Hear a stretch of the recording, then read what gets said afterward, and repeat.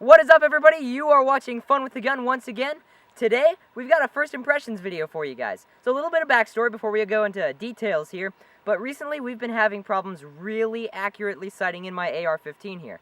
So we decided, well, obviously we can't just sit around and have an inaccurate AR. We got to do something about it, right? So we went online and tried to search for an answer, and the answer we came up with was the Caldwell Lead Sled Solo. And that's what we've got here. This is our lead sled. We've got our AR hooked into it here, my AR. And we're going to be sighting it in here and kind of giving you my first impression of just what I think of it, how well it works, and just kind of a general overview of it before giving more of an opinionated review about it later on. Maybe we'll make a video about that later. So, let's get this thing started.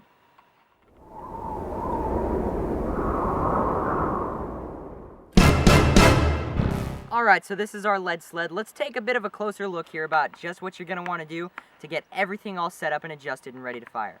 So right now we've got our AR here centered at a target 100 yards away at a big old crosshairs that we've drawn.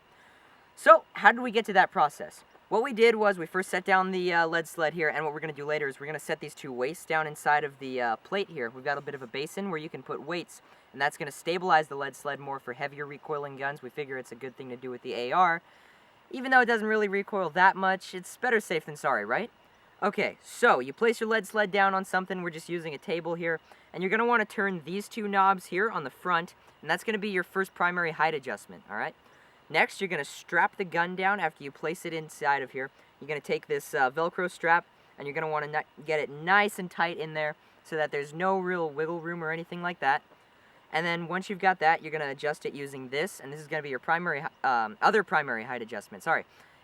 And then finally, what you're going to do is once you've got it partially zeroed in, this is going to be your final height adjustment.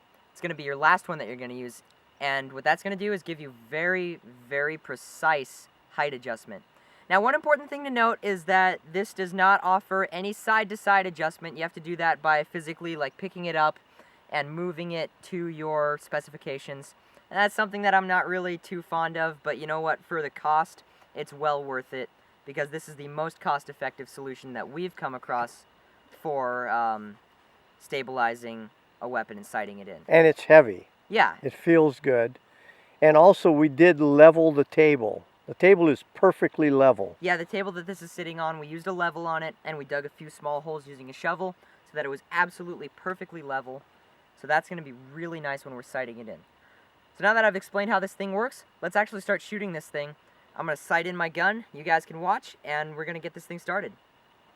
Alright, back again. So now we're going to go and sight in the AR, do some shooting, and see just how well this thing works at stabilizing it. Now you may notice I don't have the weights in yet. That's for a reason. I'm not forgetful or anything like that. I'm just planning on seeing how much the gun actually affects the lead sled before putting in the weights, because I don't want to screw up my zero by adding more weight on this and then having to go and re-zero it again. So let's get this thing started, test it out, and see how we look. Alright, so I'm a little bit off zero now just because I hit the bolt catch button, but now we're back on. So let's fire. Alright, so that kicked a little bit. Okay. Alright, so let me explain what's going on here. So we just took our first shot, and I was able to look through the scope and see where my shot hit.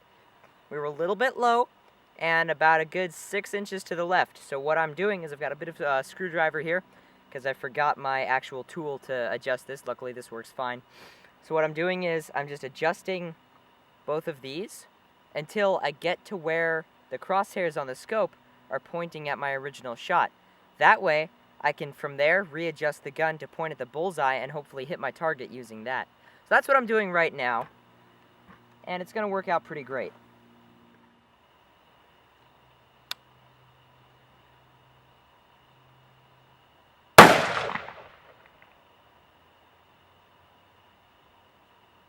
Alright, that one was a little high and just a tad bit left. So our adjustments are looking good so far, so I just need to adjust a little bit more.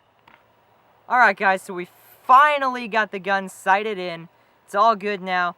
So it's time for me to give my opinion on the Caldwell Lead Sled Solo. So, first let's start off with the bad, because it's always good to get that out of the way first, right? Alright, so what annoys me about it is it doesn't have any precise left or right adjustments. You kind of just have to take this or grab it from somewhere and kind of adjust it till it gets to the point where you want it to be.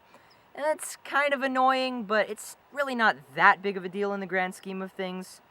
Another thing is, it doesn't tend to stay stable, at least as stable as I'd like it to be.